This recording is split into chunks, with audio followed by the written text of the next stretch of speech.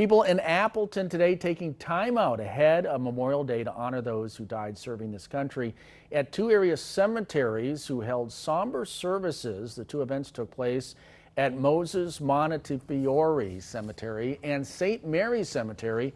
Included a prayer, the laying of a memorial wreath, a rifle salute, and the playing of taps. Organizers say the annual moment of remembrance cemetery salutes have been held for the past 6 years and started when the city canceled its Memorial Day parade because of the COVID pandemic.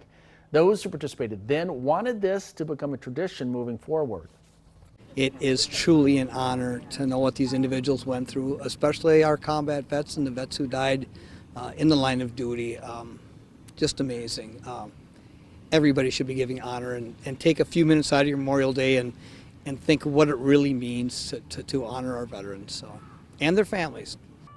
The salutes were performed by a number of groups supporting area veterans.